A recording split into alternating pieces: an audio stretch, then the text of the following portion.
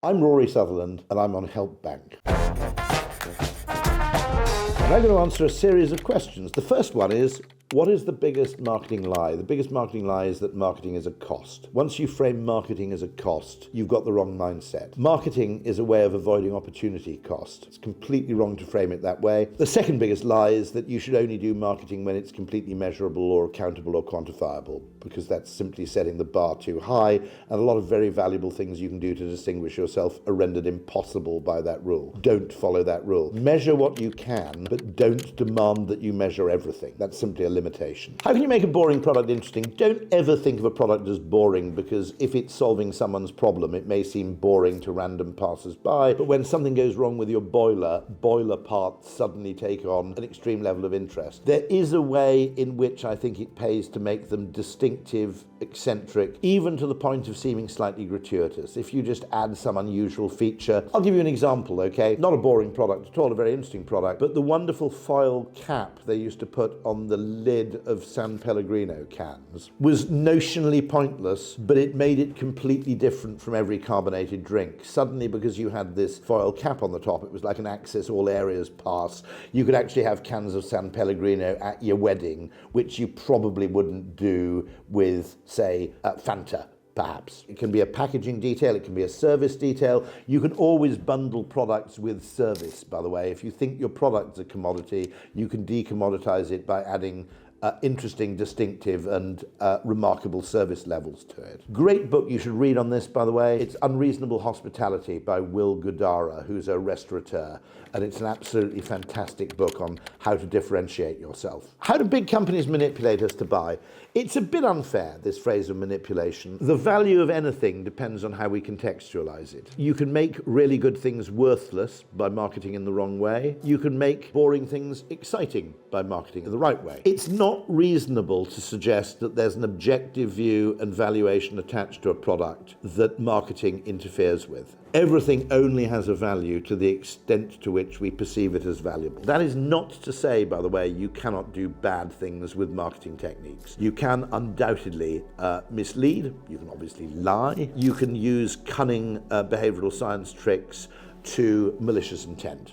I mean, it's very interesting that generally very successful con men have usually discovered something of that kind. Bernie Madoff, for example, had the ingenious marketing idea of making his fund really difficult to invest in. If you're a billionaire, you're not used to people saying no to you, so this drove people practically insane with their desire to invest in the fund, to a point that they suspended most of their usual healthy skepticism. Absolutely not saying for a second that marketing is evil, but it's completely inaccurate to say that marketing by its nature misrepresents something. There is no objective value attached to anything that's independent of your perception.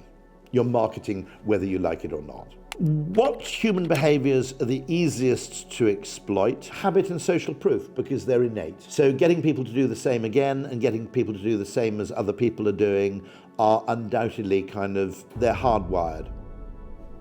Oh. When I say that habit and social proof are very easy to exploit, we have these two mental default settings, which are do what everybody else does, do what I've done before. I always assumed that Jenner just came up with the smallpox vaccination. Everybody celebrated it. Brilliant, we've cracked this one, we're off to the races.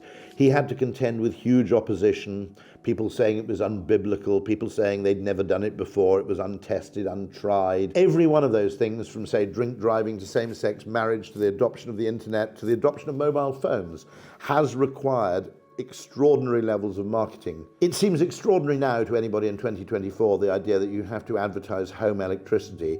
Trust me, for the end of the 19th century all the way through to the middle of the 20th century, there were advertising campaigns by electricity boards extolling the benefit of having electricity in the home. In retrospect, we forget marketing because we don't say, I was marketed into doing this. We say, I bought it because I wanted to, because it was a great product. But that very reaction, the fact that you're doing something different, is actually very largely the product of marketing activity. Why do people get addicted to products? Very similar to, I think, habituation and ritual. There are certain products which actually acquire a kind of ritualistic thing where we just don't want them to change. We're familiar with them.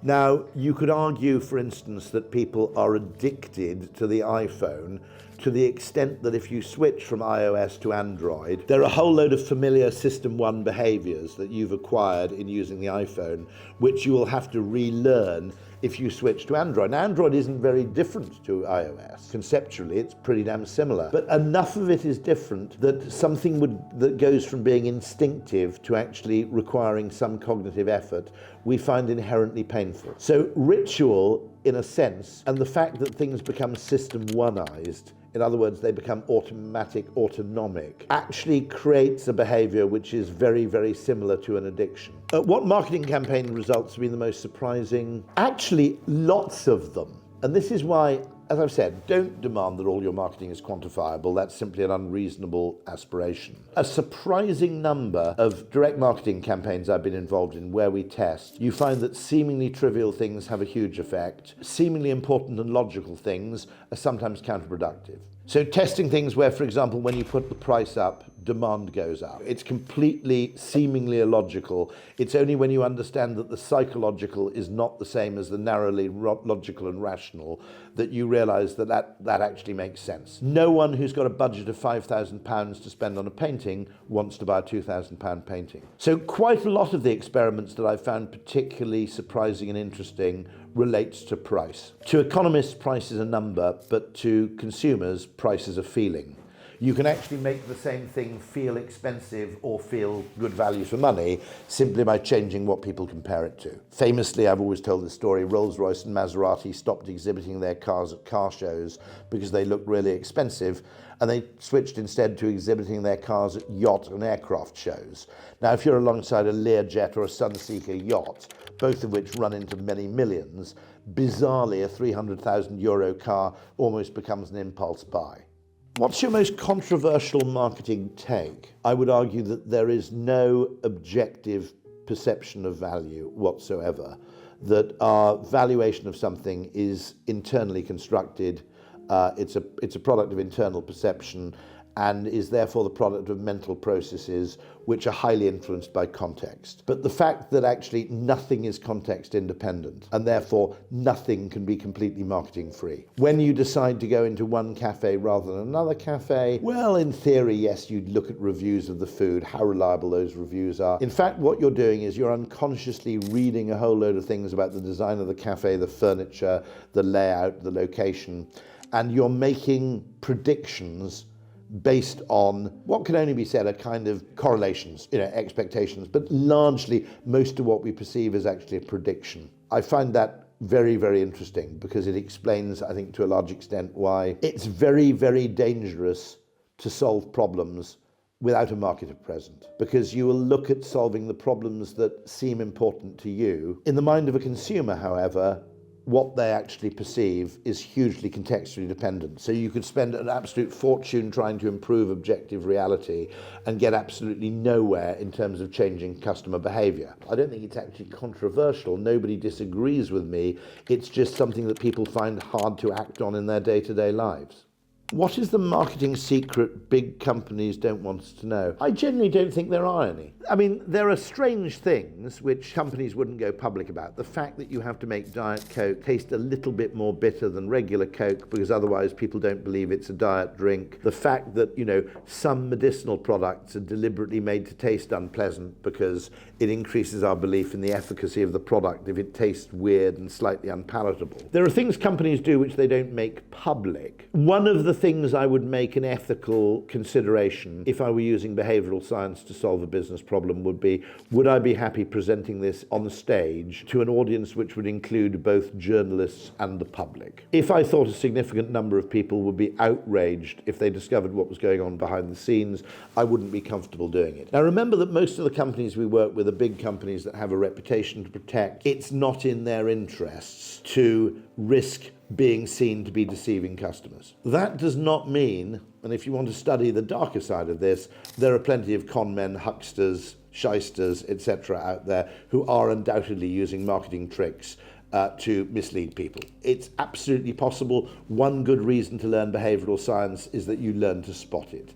There is an area which I regard as being fundamentally dubious, which big companies do and should have learned not to do, which is the business of making things very easy to subscribe to and almost impossible to cancel. Now, the reason I think they should stop doing this is I think this is damaging to the economy as a whole, because so many consumers have now been once bitten, twice shy through a subscription to something. I think I was still paying for something like Club Penguin when my children were in the sixth form. Those things need to stop because it's eroding trust in the whole system of subscription. Someone should have done something about that years ago, not just because it was unfair to the consumer, it's actually damaging to businesses as a whole, because there are some services you can only sell that way. 50% of consumers basically reach a point where they go, I'm no longer subscribing to anything ever again. It basically makes it impossible for you to start a streaming service or anything of that kind, and that's fundamentally anti-competitive and not even in the business interest, never mind anybody else. How will marketing be done in the future? A few cynics have said it'll be the same, only more and worse.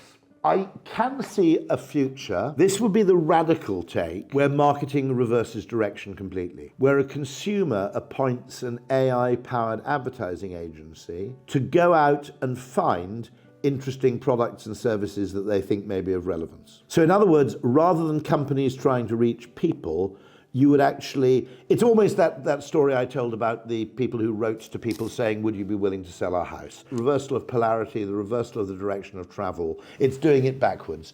I can envisage a future for marketing. In fact, with AI-generated content, the volume of marketing material may simply become utterly intolerable.